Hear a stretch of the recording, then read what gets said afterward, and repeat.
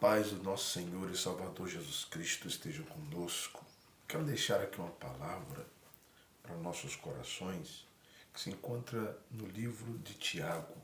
E o livro de Tiago, a epístola de Tiago, começa assim: Meus irmãos, tendo por motivo de grande gozo o passardes por provações, sabendo que a prova da nossa fé desenvolve a perseverança.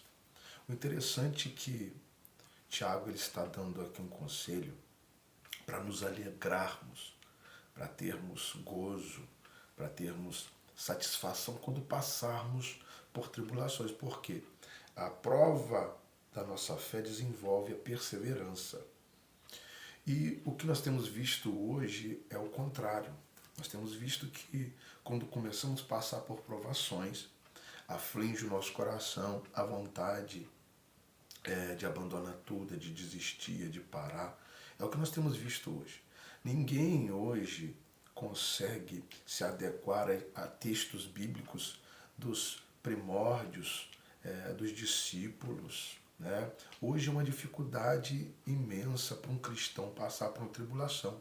Quando passa por uma tribulação, já quer abandonar, acha que Jesus não está com eles. Imagina este povo a quem Tiago está enviando esse texto, está enviando esta carta. Ele está dizendo: meus irmãos, tende por motivo de grande gozo, de alegria.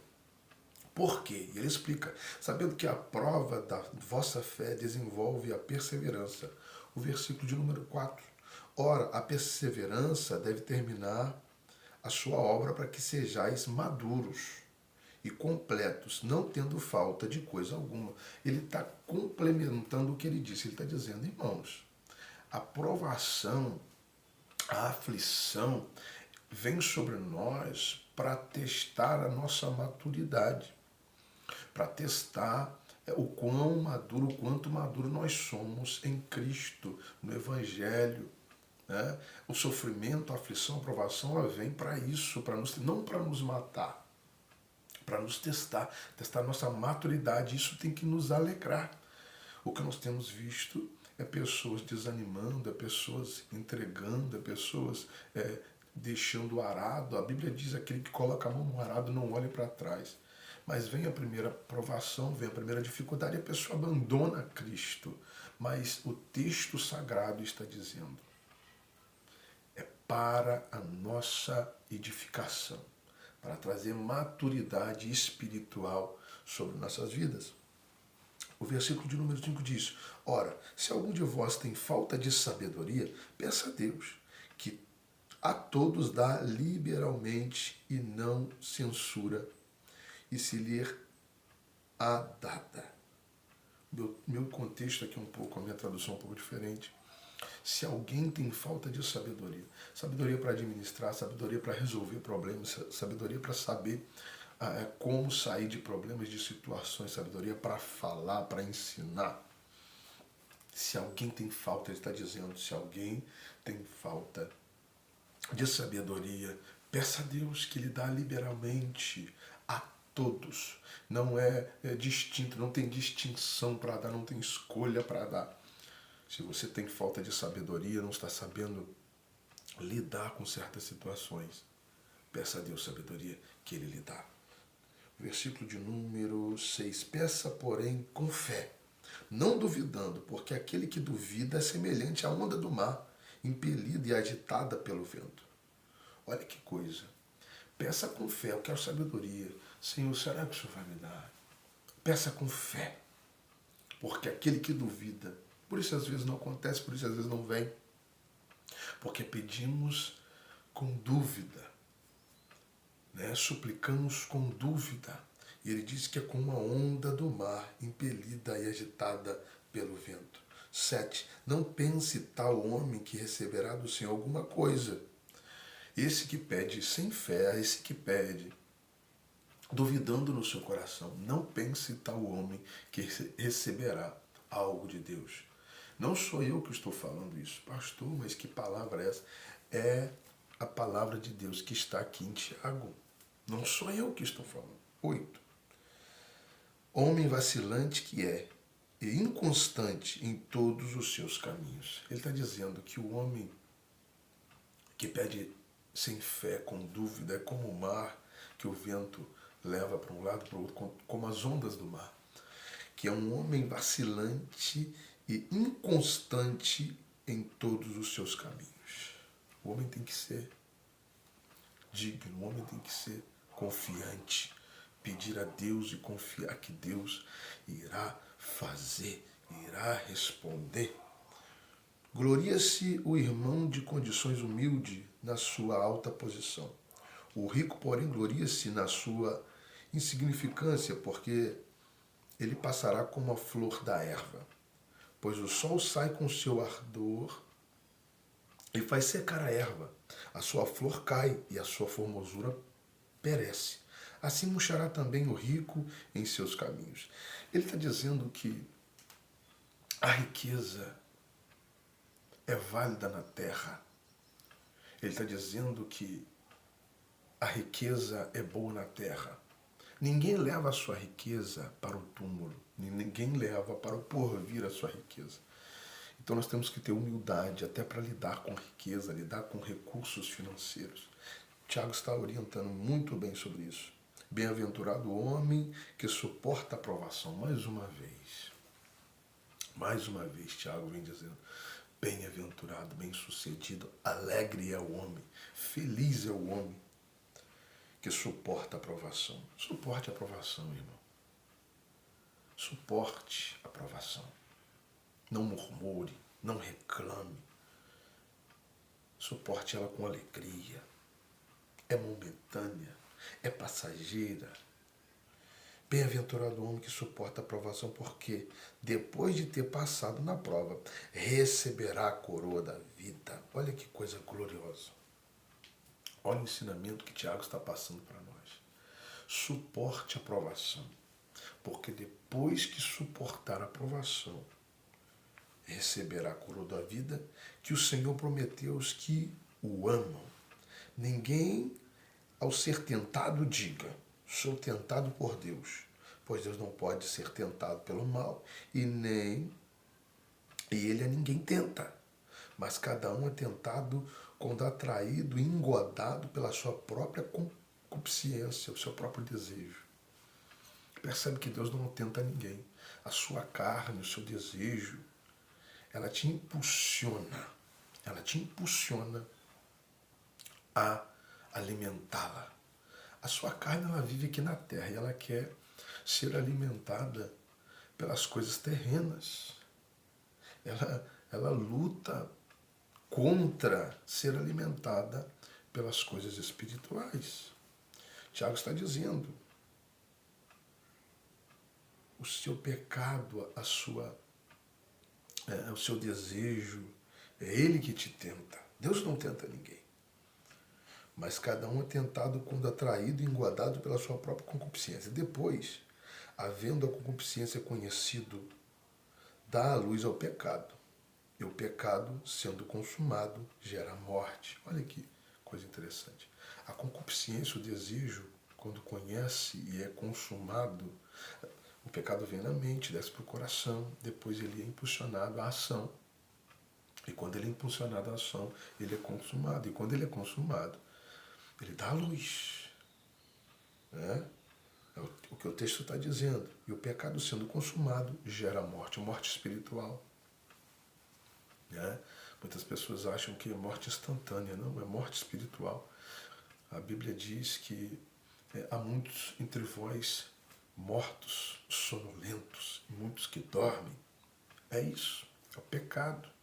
É a concupiscência, é o desejo desenfreado. É porque nós temos domínio próprio.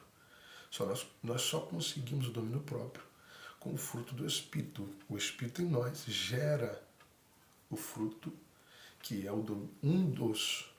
das aptidões, que é ligado ao caráter de Cristo, gera o domínio próprio.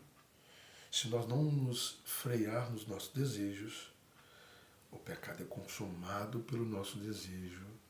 E esse desejo, esse pecado, quando é consumado, gera a morte espiritual. 16. Não vos enganeis, meus amados irmãos. Toda boa dádiva e todo dom perfeito é lá do alto, descendo do Pai das luzes, em quem não há mudança nem sombra de variação, segundo a sua vontade. Ele nos gerou pela palavra da verdade, para que fôssemos como primícias das suas criaturas. Sabei isto, meus amados irmãos. Todo homem seja pronto para ouvir, tardio para falar e tardio para irar. O homem hoje ele quer falar. Ele tem razão. A internet, os meios de comunicações deu voz para muitas pessoas. E eles não seguem esses conselhos que a Bíblia, que a palavra de Deus nos dá. Seja tardio para falar. Seja pronto para ouvir. Seja pronto para ouvir. Escute a orientação, escute, né, o discernimento, escute a palavra de Deus, escute o conselho. Seja pronto para ouvir, tardio para falar. Às vezes a gente fala demais, ouve pouco, fala muito e acaba se complicando. E tardio para irar-se. Nós temos vivido uma geração de ira, de todo mundo tem razão, eu tenho razão, eu não vou aceitar, não vou abaixar a cabeça. E temos visto muitas complicações através da ira. Que Deus possa ter misericórdia de nossas vidas e possamos entender a palavra de Deus e cumpri-la, porque o texto ainda vai falar sobre isso. Pois a ira do homem não opera a justiça de Deus. A ira do homem não opera a justiça de Deus. Quando o homem se coloca, quando o homem se põe à frente de Deus para resolver alguma coisa e se ira, a justiça de Deus, ela se afasta, né? Mas quando o homem deixa nas mãos de Deus, a justiça divina, ela entra em ação. Porque desejando-vos de toda impureza e todo vestígio do mal, recebei como manifestação a palavra em vós implantada, a qual é poderosa para salvar as vossas almas. E sede cumpridores da palavra, e não somente ouvintes, enganando-vos a vós mesmos. Vou ler esse versículo de novo. E sede cumpridores da palavra, e não somente ouvintes, enganando-vos a vós mesmos. O 22, capítulo 1, 22 de Tiago. Hoje nós vemos tantos experts, especialistas na palavra, doutores da lei, sabem de capa a capa toda a lei, mas vivem fora da realidade da palavra. Quantos e quantos nós conhecemos que sobem no altar, pegam uma Bíblia como esta, ou ouvem esta palavra simplória que eu estou deixando aqui, e vão criticar e dizer, poderia ter usado ali, poderia ter falado ali. Não que eu não saiba, eu sei, só que para falar com entendimento, para que muitas pessoas entendam, temos que falar de forma simplória. Não é a grande massa que conhece os eruditos, que conhecem, né, toda a teologia, toda a palavra robuscada. Não, nós temos que falar da forma mais simples possível para que a pessoa possa entender. E nós temos visto muitas pessoas que se acham intelectuais da Bíblia, se acham conhecedores da Bíblia e ensinam, mas não vivem. A geração que estamos vivendo é a geração do conhecimento. Você tem o conhecimento na palma da sua mão. Em qualquer lugar você acessa a internet e através da internet você consegue ter acesso à intelectualidade e até mesmo a orientações que muitos não têm. Porém, se eu tiver apenas o conhecimento bíblico, teológico, e não viver, olha só, e seres cumpridores da palavra, e não somente ouvintes, enganando-vos a vós mesmos. Você não está enganando ninguém. Você está enganando a você mesmo. Você está se enganando. Você está se enganando. E se houver alguém que está ouvindo esta palavra e que conhece demais, mas não vive, dá aula. Se pegar na Bíblia para discutir comigo, para falar comigo, me dá um nó, mas não vive. O alerta hoje da epístola do servo de Deus, da Bíblia sagrada do Senhor Jesus para a sua vida é: seja cumpridor da palavra. Se esforce para andar na palavra, não apenas conhecedor. Eu sei, eu conheço e tal. Terá mais juízo sobre a tua vida do que para quem não conhece tanto. No grande dia terá mais juízo para a tua vida do que para quem não conhece. Tá? Que Deus tenha misericórdia da tua vida. Tem muitos que ganham fortunas por conhecer a palavra, mas não vivem. Nós temos visto, nós temos vivido essa geração. Nós temos vivido esta geração de conhecedores e não cumpridores, não andadores na lei, não meditadores. Né? 23. Se alguém é ouvinte da palavra e não cumpridor, olha o que ele está dizendo. É semelhante ao homem que contempla no espelho o seu rosto natural. E depois de contemplar a si mesmo, vai-se e logo se esquece de como era. O que ele está dizendo? Prega, contempla no espelho, mas quando sai dali já não se lembra. Já não faz caso, não consegue lembrar daquilo. Medita na minha palavra de dia e de noite. Bem-aventurado o varão, né, que medita na minha palavra de dia e de noite. Salmo 1. Aquele, porém, que tenta bem para a lei perfeita, a da liberdade, e nela persevera, não sendo ouvinte esquecido, mas executor da obra. Este será bem-aventurado no que realizar. Este homem, mulher, criança, ser humano que executar a lei, que viver ou se esforçar para viver, porque é muito difícil viver em toda a lei, em toda a Bíblia, mas se esforce para andar nela. E ele diz: este será bem-aventurado no que realizar. Ande na lei do Senhor, confia na lei do Senhor, viva a lei do Senhor, e o que você realizar será bem-sucedido, será feliz. Amém? O 26. Se alguém cuida ser religioso e não refreia a língua, antes engana seu coração, a sua religião é vã. Difícil. Outra geração que nós temos visto é o que fala demais. O livro de Tiago, ele vai falar muito a respeito dessa situação, da língua, da palavra, de lançar palavras sem conhecimento, até mesmo com conhecimento segura. Né? Hoje nós vemos pessoas do mesmo exército brigando uma com outra para defender suas próprias teses. Não, eu estou certo na Bíblia, o outro está certo.